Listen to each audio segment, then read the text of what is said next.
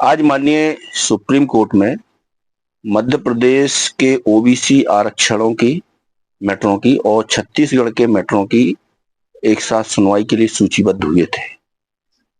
क्योंकि पिछली सुनवाई पे जो एक सेपरेट पिटीशन दाखिल की गई थी होल्ड अभ्यर्थियों की ओर से, उसको पिछली 25 तारीख में छत्तीसगढ़ के मैटर से लिंक करा दिया गया था। तो उसमें मेंशन करके ये आज सूचीबद्ध हुए थे और आज जो प्रमुख सुनवाई हुई है दो प्रकरणों में हुई है। एक वो प्रकरण जो रिट पिटीशन डायरेक्ट फाइल की गई है होल्ड अभ्यर्थियों द्वारा उस पर, और दूसरा एक ट्रांसफर पिटीशन है जिसके आधार पर सरकार द्वारा कहा जा रहा है कि इसके जो अंतरिम आदेश मध्य प्रदेश हाईकोर्ट द्वारा 4/5/2022 को पारित किया गया है, उसके कारण ओबीसी का 27% आरक्षण लागू नहीं किया जा रहा है। उस याचिका में हमने स्टे वैकेटिंग एप्लीकेशन फाइल की है। उसके बाद मध्य प्रदेश सरकार ने भी स्टे वैकेटिंग एप्लीकेशन फाइल की है।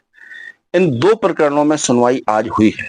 मैं एक बात यहाँ उल्लेखित करना चाहूंगा कि जो याचिका है WP 606/2025 जो होल्ड अभ्यर्थियों द्वारा दाखिल की गई थी, इसकी पिछली सुनवाई में माननीय सुप्रीम कोर्ट से निवेदन किया गया था कि जो छत्तीसगढ़ के मेट्रो में अंतरिम आदेश 1/5/2023 को पारित किया गया है वो मध्य प्रदेश में भी लागू कर दिया जाए, और इस संबंध में मध्य प्रदेश सरकार को कोई आपत्ति नहीं है।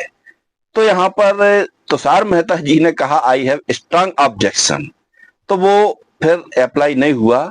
लेकिन आज सरकार ने यू टर्न लिया है और सरकार की ओर से तुषार मेहता जी ने स्वयं सुप्रीम कोर्ट को इंसिस्ट किया है कि जो छत्तीसगढ़ वाला आदेश है वो मध्य प्रदेश मध्य प्रदेश में भी लागू कर दिया जाए।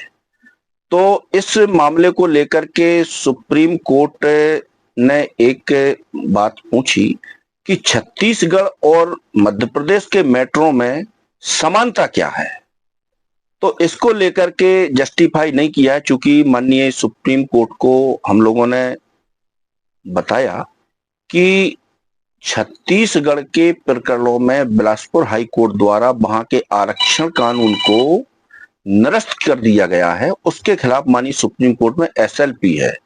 लेकिन मध्य प्रदेश हाई कोर्ट के कानून को ना तो हाई कोर्ट ने स्टे किया है, ना ही सुप्रीम कोर्ट ने स्टे किया है, ना ही उसको निरस्त किया है।